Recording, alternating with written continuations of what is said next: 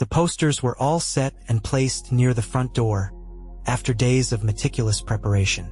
The next step was daunting, climbing the stairs to the master bedroom.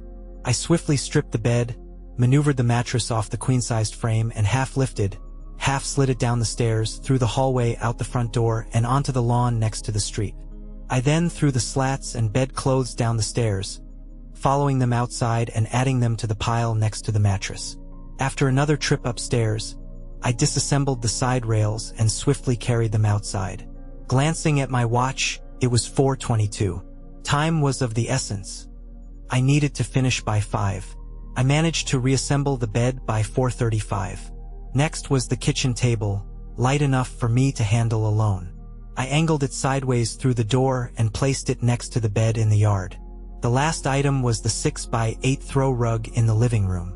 After rolling it up, I joined it with the other items in the yard, erected the posters, and proudly noted the time, 4:55, just 10 minutes until my wife's return. I stepped into the middle of the street and surveyed my handiwork. It was a sight to behold: our marriage bed, the kitchen table, and throw rug, 3 places I knew had been used by my wife and her lover repeatedly over the past 6 months. The posters were perfectly placed and out of reach, completing the scene. I approached each piece of furniture and read aloud the large sign in front of it. These items were free for the taking, no longer wanted in this house. If one could stomach the stench of infidelity and broken vows, they were welcome to help themselves. The sign above the bed detailed my wife's infidelity, specifying her regular liaisons with her lover over the past 6 months. Above the kitchen table, another sign recounted their activities, typically just before she served me dinner. On the throw rug, a sign indicated their preference for that spot. Each sign was adorned with a 17 by 24 inches photo of the adulterous couple in the act. Behind the table, a 5th sign revealed the identity of my wife's lover, Greg Allen, her boss at Mitchell Price & Allen, married with 3 children, unaware of his wife's actions, but not for long. The time was 4:57. She would be home any minute. As I turned to assess the gathering crowd of neighbors and the increasing number of halted cars, some onlookers phoned friends or the police. I nonchalantly acknowledged the gathering and retreated into the house, closing the door behind me precisely at 5 p.m. My wife's car rounded the corner, observing the commotion near our house. She slowed down, her gaze fixed on the spectacle unfolding on our lawn. I imagined her focusing on the furniture and signs, particularly the large photos of her and Greg Allen engaged in their illicit activities. Even with her car window between us, amidst the crowd of 40 or 50 onlookers, I still heard her desperate cry, "No, oh God, no." Finally, her gaze shifted from the signs to the front window of our house, where she spotted me standing. We locked eyes. She appeared devastated, her complexion drained, tears streaming down her cheeks. It seemed as if she was questioning me, mirroring my own bewilderment. I observed her for a moment before turning away, drawing the curtain shut behind me. Perhaps now is the time to recount how my wife Sherry and I ended up in this tragic situation. My name is Jack Meyer. I met Sherry during our junior year of college, introduced by a mutual friend. I was instantly captivated. Sherry wasn't conventionally beautiful, but she possessed an irresistible charm. Standing at 5'2" with striking blue eyes and shoulder-length blonde hair, she had a petite yet perfectly proportioned figure that enchanted me. From that moment, I was smitten.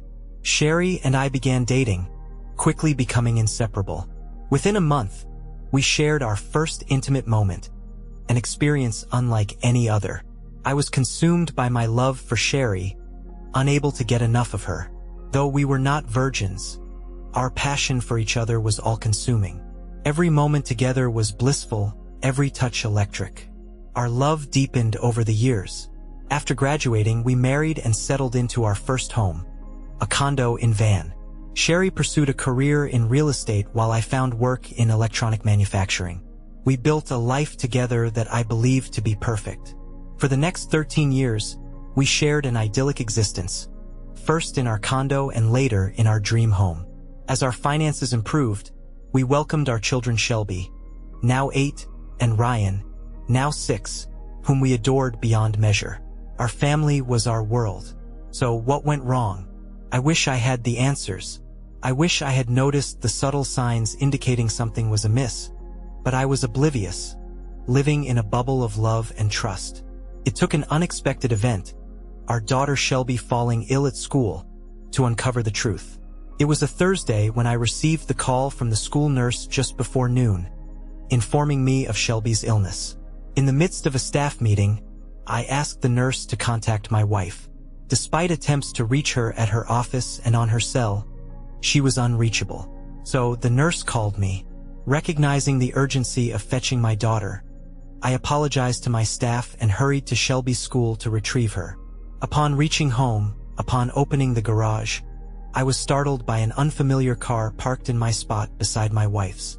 Instantly, a lump formed in my throat, and my stomach churned. No, it couldn't be, I reassured myself. My wife, the woman I cherished above all else, couldn't possibly be having an affair. But why was there a strange car in the garage with the door closed? Something was amiss, and I needed answers. I couldn't expose my daughter to this uncertainty. I instructed Shelby to stay in the car for a moment, explaining that the exterminator was spraying for bugs, and the fumes could make her feel worse. It was the first time I had ever lied to her. Shelby complained about being tired and wanting to go inside, but I reassured her that I would check first before coming to get her later. Shelby asked me what was going on, and I reassured her that everything was fine, attributing my discomfort to the odor in the house. I left Shelby with her grandmother, promising to return for her in a couple of hours. I didn't disclose what I had witnessed, simply asking my mom to care for Shelby until I returned from work. Though tempted to return home and confront the cheating duo, I realized I needed more than a mere confrontation. I craved revenge. As I drove back to my office, I began devising plans that would bring ruin upon my wife and her boss. Definitely, the electronics firm where I worked had multiple divisions. As a senior engineer in the medical equipment division, we shared a large complex with another division specializing in commercial security equipment. Upon reaching my office, I instructed my secretary to ensure I wasn't disturbed for the rest of the afternoon. Then, I called my counterpart in the security division, Dan Taylor, a stellar engineer and longtime friend, who agreed to meet promptly. He mentioned he'd already be coming my way to drop off some blueprints for copying. I informed my secretary that Dan could enter my office as soon as he arrived. True to his word, Dan knocked on my door just 20 minutes later. I requested him to come in and close the door, noting that I needed his help. Dan remarked that I looked like I had seen a ghost, to which I responded by recounting the shocking discovery I had made earlier. I explained to Dan that I had caught my wife and her boss having an affair in our house, specifically in our bedroom. Despite the disbelief, I assured him it was true, detailing how I found them together when I came home to pick up my daughter from school.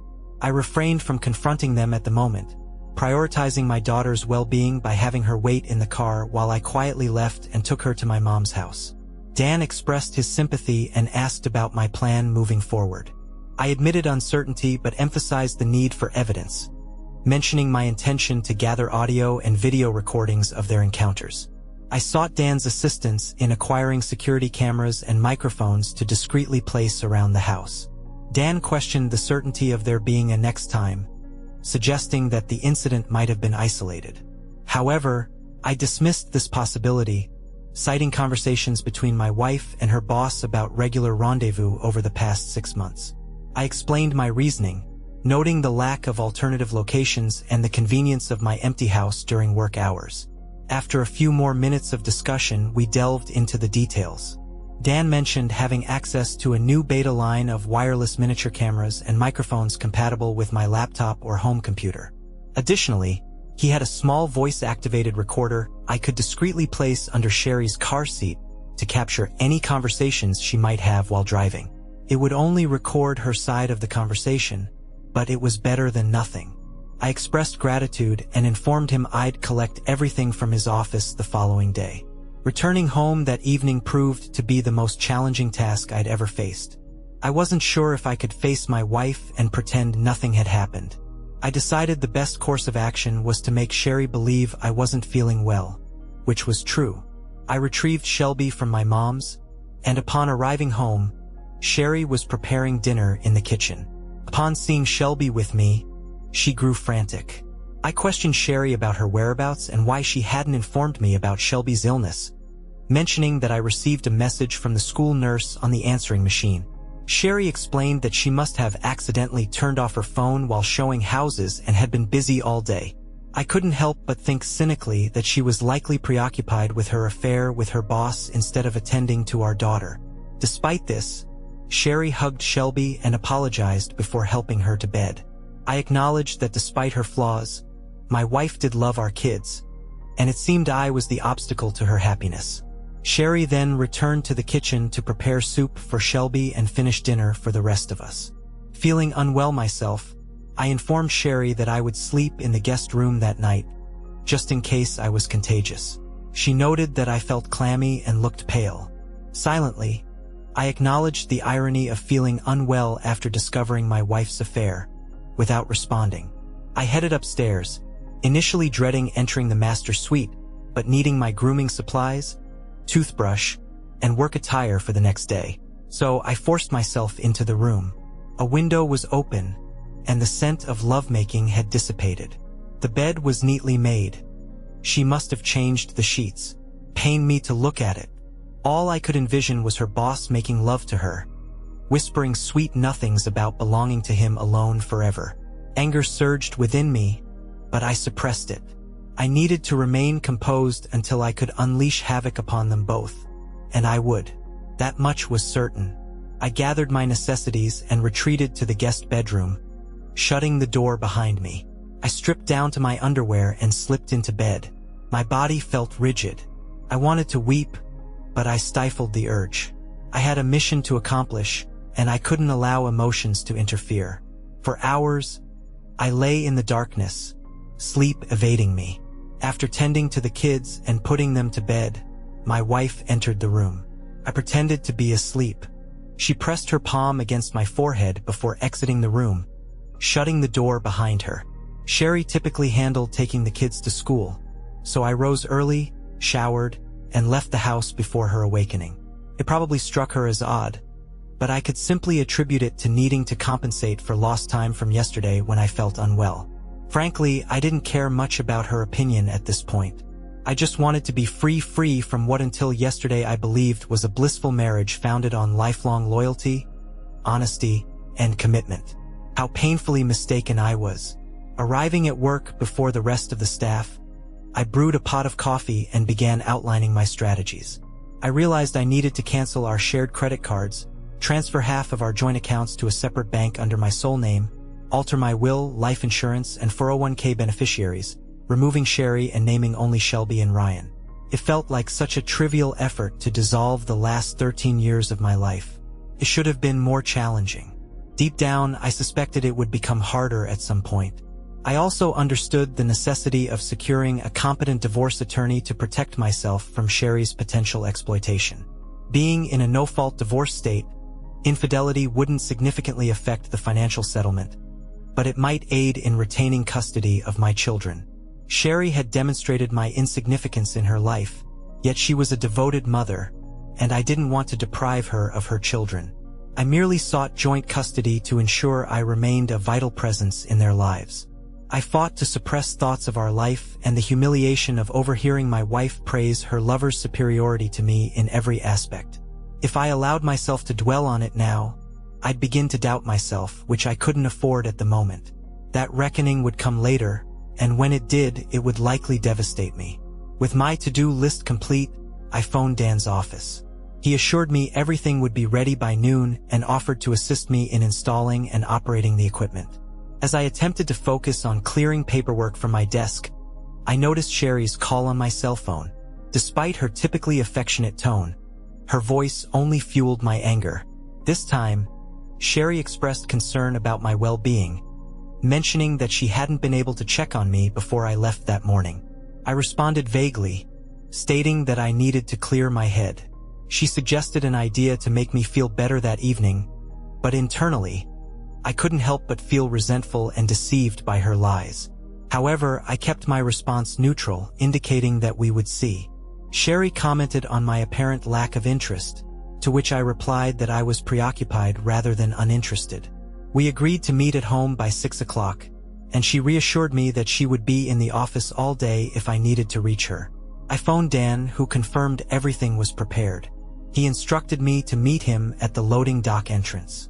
We loaded all the equipment into Dan's van, and with both of us working on the installation, we had it all set up and tested by 3:30. Then, we installed the software on my home office PC and configured a secure folder to collect and store everything captured by the cameras and microphones. We strategically placed bugs in the living room, kitchen, guest bedroom, and notably the master suite, ensuring the latter had 4 cameras to capture nearly every activity. As an additional measure, we installed a camera and microphone in the master bathroom, just in case the couple decided to shower together after their encounter. The system was motion-activated, with the cameras triggering the microphones. I was prepared. That night was exceptionally challenging for me. After dinner and once the kids were asleep, I followed my wife to our bedroom. I turned away from her and pretended to fall asleep. Sherry noticed the change in our usual routine and asked if everything was all right. I expressed some insecurities about whether I was enough for her, to which she reassured me that I was more than enough and that she couldn't bear anything happening to me. She emphasized that I was her perfect lover. Despite her reassurances, I remained distant and brushed off her concern, stating that nothing was bothering me. I feigned exhaustion, closed my eyes, and attempted to sleep. Later, I heard Sherry softly crying. I felt no sympathy for her, but I pondered whether her tears stemmed from shame for her actions or from feeling mistreated by me. Again, I rose before her and seized the chance to place the voice recorder beneath the seat of her car. I also reviewed the video and audio recordings from the installed equipment, confirming that everything from the previous night was captured clearly, even in the dim nighttime conditions of our bedroom. Initially, Sherry was a bit curt, mentioning that I had said some hurtful things the night before. Then, she gave me a quick kiss on the cheek, and her demeanor shifted to cheerful, perhaps due to her afternoon plans with her boss. I poured her a cup of coffee and informed her that I'd be locked in my office all day. She mentioned having to show several homes that afternoon and expressed confidence in making a significant sale, but assured she'd be able to pick up Shelby and Ryan after school. With a peck on her cheek, I headed towards the garage door. Sherry reminded me that I had forgotten to say, "I love you." She emphasized how important it was for her to hear those words from me every morning. I apologized, explaining that there was a lot on my mind, but Sherry insisted that it was important for her to hear those words. I promised not to forget in the future, and with that I left. Yeah, I'll tell some girl how much I love her if and when I ever find another girl I can trust enough to fall in love with. The intel Sherry provided about showing homes all afternoon led me to think she'd probably be with her true love. I hoped so. I was tired of games and wanted this ordeal done. I spent the morning working in my office but kept glancing at my watch. Finally, at noon, I told my secretary I'd be gone for a few hours and put my plan in motion. I borrowed a company van and parked across from my house, waiting to see what happened. It wasn't until nearly 1 o'clock that I saw Sherry's car arrive, open the garage door, and park in her usual spot. When she entered the house without closing the garage, I figured she was either leaving again or expecting someone. 10 minutes later, I realized she was expecting someone as the same car from the day I caught them pulled into the garage, taking my place, just as he had taken my place in my wife's life. I saw him get out of the car, and the garage door closed. I had to give it to them. They had the nerve to meet in my house, in my bed, to carry out their affair. It just proved they thought they wouldn't get caught or didn't care. Well, they'd soon find out they were wrong. They were caught, and I'd make sure they both cared. With this final proof of my wife's infidelity and knowing I'd soon have all the visual proof I needed of their affair, I finally let the tears fall. For 13 years, I was convinced my loving wife would never cheat on me, just as I'd never cheat on her. With the tears came doubts. Was he a better lover, maybe better looking? But neither of us was exceptional. Why risk our marriages? I desperately wanted to confront them. But why? What would it achieve? I catch them, but I'd already done that once. Would I feel better by confronting her lover? Yes, but I'd likely go to jail. By this time, neither of them were worth it. My only worry was how this would affect my kids and his. As I was prepared to confront him, just as he had confronted me, by 2:30, they must have finished, as the garage door opened, and he left. 15 minutes later, my wife did the same, closing the garage door behind her. I knew she'd return home with the kids by 3:30, so I quickly parked in the garage and made my way to my home office. I didn't want to review all the footage, just ensure the evidence was safely on my hard drive. After 10 minutes, I'd had my fill. It wasn't an exact replay of their previous encounter, but it was explicit. They began by making love on the kitchen table where I eat. They joked about how many times they wondered if I'd ever realize I was dining where he had been intimate with her so often. Then, they moved to our bedroom, though not before her lover suggested using my daughter's room for a change of scenery. My wife adamantly refused, stating it was off-limits to involve their kids' rooms. At least she seemed to have some principles, just not concerning me. In the bedroom, they resumed their activities. I noticed neither of them expressed love, but my wife continued to praise her boss as the best lover she'd ever had. However, I couldn't comprehend why they then moved to the throw rug by the living room fireplace, where they engaged once more. When finished, I found it strange that she didn't bother changing the sheets, assuming she would do so when she returned with the kids at 3:30. This gave her plenty of time to air out the room and remove any evidence. Since I rarely arrived home before 6 and had secured the evidence I needed on my hard drive, I shut down the system and left the house without bothering to check the assumed mess on our marriage bed. I'd seen enough, and although my heart was hardened against my wife, I still felt sick inside, a sickness soon replaced by burning anger and hatred. I may have even smiled, knowing the hell I was about to unleash on their cheating heads. Back at work, I briefed Dan on everything. Like me, he couldn't comprehend how a supposedly loving wife like Sherry could do what was now clear. Not only did she break our sacred vows, but she also went out of her way to humiliate me to her lover, always affirming his superiority. All these thoughts plunged my soul into a deep abyss of pain and despair from which I knew I had to emerge to complete my task of destroying them both. I needed to find a good divorce lawyer, and Dan suggested contacting the law firm the company used for recommendations. I spoke to a corporate lawyer there who gave me 3 names of divorce lawyers known for protecting husbands' rights. The first one was retiring and not taking new clients, but the second one agreed to meet me the next afternoon at 3 o'clock. With that settled, I resolved to handle canceling credit cards, changing beneficiaries, and transferring funds the next morning. When I returned home that night, Sherry was in the kitchen preparing dinner while the kids did their homework in their rooms. She wore a yellow sundress and looked beautiful. For a moment, I thought my heart would break all over again. She was smiling and seemed so happy. I assumed it was her usual post-afternoon delight mood. She greeted me and asked about my day, mentioning that hers was great due to making a sale. I responded with mild interest, aware of the reason behind her happiness. I asked if anything else notable happened that day or if she met any interesting people, to which she denied, stating that she was focused on work, then home to her family. Despite her reassurance, I couldn't shake the suspicion of her affair as I headed upstairs to change clothes.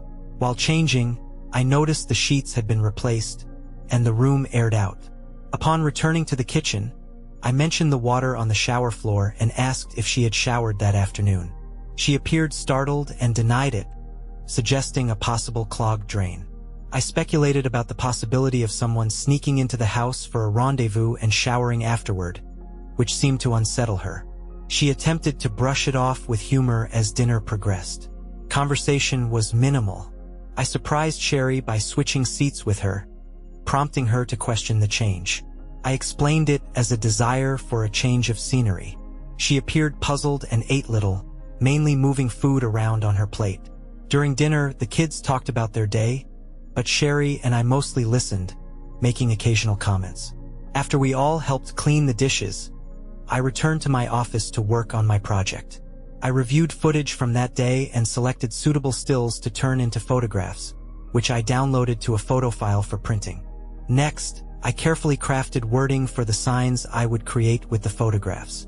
All that remained was to visit my lawyer to initiate the divorce, get my finances in order, and await the next visit from my wife and her lover. When I finally went to bed that night, Sherry was already asleep, or at least pretending. I was fairly certain my actions that evening had given her something to ponder. Not that it mattered. There was nothing she could say or do to change my mind about divorcing her for her infidelity. There was a small silver lining in the fact that I believed I'd managed to make her at least somewhat uneasy. Today was Tuesday, and she had mentioned making another sale on Thursday. So, I took that as a signal that she and her lover would be meeting on that day. That would also mark the day I brought them down. The following morning, I rose early again, showered, and left before Sherry woke up. I had a lot to accomplish and wanted to allocate as much time as possible to get it done. My lawyer appointment wasn't until 3 o'clock, so I had plenty of time to handle all the financial matters first. I visited HR, where I changed the beneficiary on my life insurance and 401k from Sherry to Shelby and Ryan. I received some odd looks from the woman assisting me, but I didn't feel obligated to explain my actions to her or anyone else. Next, I canceled all our joint credit cards and obtained new ones in my name alone. Then, I proceeded to the bank, where I transferred half of the funds from our joint checking and savings accounts to another bank in my name. I knew I needed to address our home, but I presumed the courts would allow Sherry to stay there with the kids. So, I postponed action on that front until I consulted with my lawyer. At 3 o'clock, I met with my lawyer, finding him to be agreeable enough. He cautioned me that since we were in a no-fault state, Sherry would likely get custody of Shelby and Ryan, and I'd lose the house and half of everything else to my wife, even with proof of her infidelity. I instructed him on how I wanted the petition written, and when he expressed doubt about my chances of taking nearly everything from her, I reassured him I was confident I could persuade her to agree to whatever I wanted. He wasn't pleased but complied with my demands, assuring me he would have everything prepared for her to be served Friday morning. I also had him draft papers to file against her boss and his company for intentionally wrecking my marriage.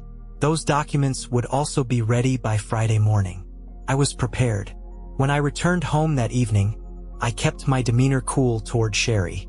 Frankly, I had reached my limit and just wanted the whole ordeal to end so I could move on with my life.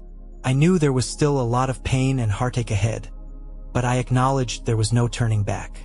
Besides, I'd finally be sharing the anguish and misery with my unfaithful wife and her despicable lover. After a subdued dinner with minimal conversation, I retired to my study, printed the photos of the lovers I intended to use, and crafted the signs without interruption. I also found time to compose a letter to Greg Allen's wife, enclosing prints of the large photos I planned to use on the posters, informing her that I had plenty of video evidence to provide her in case she decided to divorce her husband, as I was divorcing mine. Shortly after 11 o'clock, I went to our bedroom to ensure Sherry was asleep. Then, I made my way to her car, retrieved the voice-activated recorder from beneath her seat, rewound it, and listened to its contents. I overheard one side of a conversation that sounded like it was with Greg. The caller expressed gratitude for their time together that afternoon and mentioned missing Greg after they were together. They discussed the idea of spending a whole week together and fabricating a story about a real estate convention they must attend. The caller mentioned having to give Jack occasional attention to keep him happy, but expressed a desire to be exclusively with Greg. They confirmed plans for Thursday afternoon and ended the call. I was taken aback to discover that her words didn't sting as much as they had in the past. Perhaps there was still hope for me. Little did she realize how soon she would belong solely to him forever. The knowledge that I was just one day away from dismantling their comfortable lives filled me with a sense of satisfaction. Revenge, I was realizing, wielded formidable power. I swapped out the tape with a fresh one and returned the recorder under her seat, hoping it would capture evidence of her anguish the next day when her world crumbled. I hardly slept a wink that night, not because I was heartbroken. I had surpassed that. No, my sleeplessness stemmed from the anticipation of everything I hoped would unfold the following day. For the last time, I rose from bed while Sherry continued to slumber. I stood gazing at the woman who had once been my love, the mother of my children, the woman I had imagined spending the rest of my days with. Tears welled in my eyes as I realized I had shared my bed with her for the final time. Never again would our bodies entwine in passion. Never again would we cuddle or discuss our future. Our future was non-existent, and as I turned away from her and departed, I pondered whether she comprehended the toll she was about to pay for betraying me. She likely didn't, but she would soon learn. After showering, I left the house, stopped for breakfast at a diner, then briefly swung by work to inform my secretary of my absence for the day. I phoned Dan and briefed him on the impending events. He wished me luck, cautioned me to be cautious, and requested that I keep him updated on the proceedings. I made a brief visit to my lawyer's office to ensure all was in order for serving my wife and Greg Allen the following day. Following that, I called my wife to arrange picking up the kids from school. My mother had expressed a desire to have them for the long weekend since they had no school on Friday. Thus, I planned to swing by the house around 3:45 to gather some belongings and transport the kids directly to Mom's. She enthusiastically approved, even suggesting we spend Saturday in bed together in her most seductive tone. I agreed nonchalantly before ending the call. I had reached a point where I couldn't tolerate her deceit any longer. I took my time returning home. By 12:30, I was parked nearby, awaiting the imminent events. My car was mostly concealed from view, but I had a clear line of sight to any vehicle entering my driveway. I didn't need to witness the garage door's movements. My wife and her lover were nothing if not predictable, and I was familiar with their routine. At 12:50, Sherry's car rolled into the driveway, followed 5 minutes later by Greg Allen. The trap was set, and I was poised to ensnare them. I should have felt anguish, knowing my wife and her boss were engaging in pleasure in our marital bed while I waited around the corner for them to finish. Yet, she had lost her ability to inflict pain upon me. It was astonishing how composed I felt as I envisioned the activities I knew they were engaging in together. It was almost reminiscent of recalling a low-budget adult film, lacking in substance but with a satisfying conclusion. Around 10 minutes to 3, I observed Alan's car reverse out of the driveway and depart. 10 minutes later, Sherry followed suit. Sweet. As she drove off, I observed her applying fresh lipstick. Once they were out of sight, I pulled into my garage and shut the door. With limited time on my hands, I headed to my office and reviewed the footage from that afternoon's encounter. Everything was captured, including the hurtful insults about his superiority in bed compared to me. However, this time their words didn't affect me.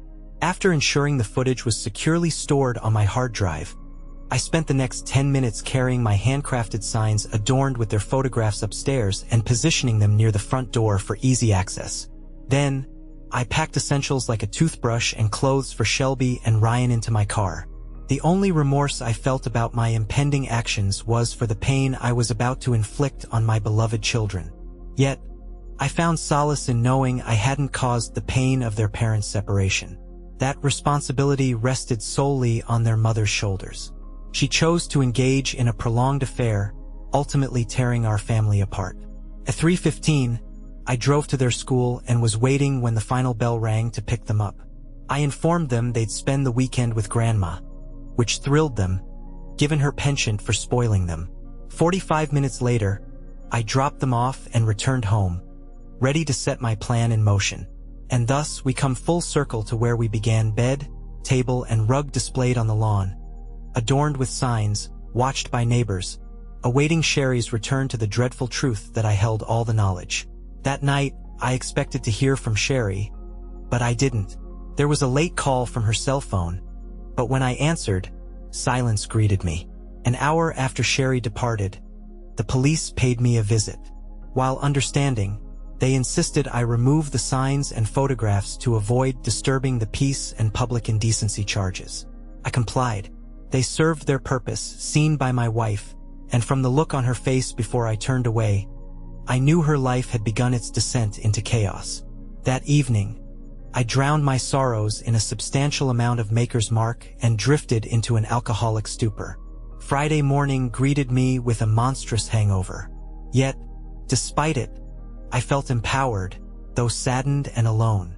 I found strength in knowing I had subdued my anger long enough to exact revenge on my unfaithful wife and her lover. By noon, I glimpsed out the front window to find the rug, kitchen table, and bed gone, leaving only the mattress and stained sheets behind. I disposed of those later. The morning passed uneventfully, but by 3 o'clock in the afternoon, chaos erupted. I was certain that Greg Allen's wife had received the letter and photographs that morning, and my lawyer had informed me that both Sherry and Greg Allen, along with his partners, had been served at their workplaces. He recounted how Sherry collapsed in tears upon being served, while Greg Allen disregarded her, unleashing threats against me.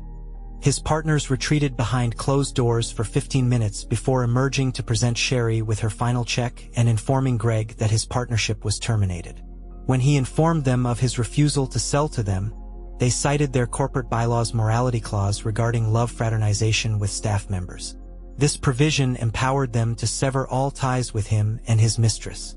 Concurrently, the receptionist at the front desk relayed that his wife was on the phone, urgently requesting to speak with him. She had received a letter and photos I had sent, informing him not to return home and notifying her of her intent to file for divorce the following day. Later, I was informed by one of the agency employees' husbands that after Allen was escorted out of the building, everyone turned their backs on my soon-to-be ex-wife. She remained on the floor for about 30 minutes, crying inconsolably. Eventually, she gathered herself enough to leave, though no one knew her whereabouts. The next day, Sherry finally called me, sounding distraught. She inquired about the children and whether they knew about the situation. I assured her they were safe at my mother's and wouldn't hear the details from me.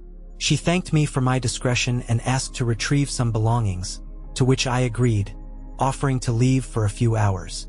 She requested to stay and talk, but I declined, leading to more tears from her.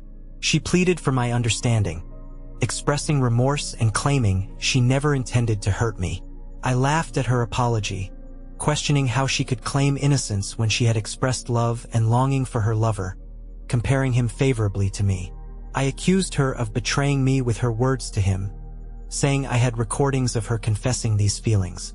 Despite her denial, I insisted that her words were recorded, and nothing she said could change how I felt about her. She professed her love for me, claiming she had always loved only me and didn't understand why she said those things to Greg. She explained that she had done it to boost his ego because he complained about his wife. I questioned her explanation, pointing out that she had torn me down to him and had made love with him for 6 months. She insisted she never meant to hurt me and didn't mean any of it. When I pressed her for an explanation, she admitted that it felt dirty with Greg and that she felt she should be dirty with him, keeping it separate from what she had with me, which she described as loving and clean. I expressed disbelief at her actions and called her sick, admitting my own foolishness for not seeing it sooner.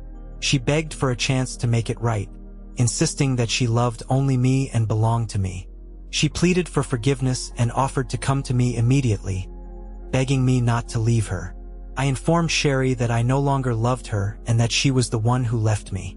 I condemned her actions with Greg over the past 6 months, stating that her behavior proved she didn't love me. I expressed disgust towards her and eagerly awaited her departure from my life. I rejected any possibility of reconciliation, expressing my disdain for her after what she had done with Greg. I emphasized that any future interaction would only be for the sake of our children, whom she had also damaged. I explained that while I wanted to spare our children pain, I had no intention of sparing her any consequences for her actions. I wanted her to feel the same pain she had caused me and Greg's wife. When she questioned why I told Greg's wife about their affair, I retorted that what she and Greg did was unfair to me and our children. I justified informing Greg's wife by highlighting the destruction of my family, the betrayal of our marital vows, and the need for Greg's wife to know the truth. Sherry expressed her desire to fight for our marriage, stating that she didn't want a divorce. I responded by saying there was nothing left to fight for and that I would rather die than remain married to her. I accused her of being delusional and out of her mind.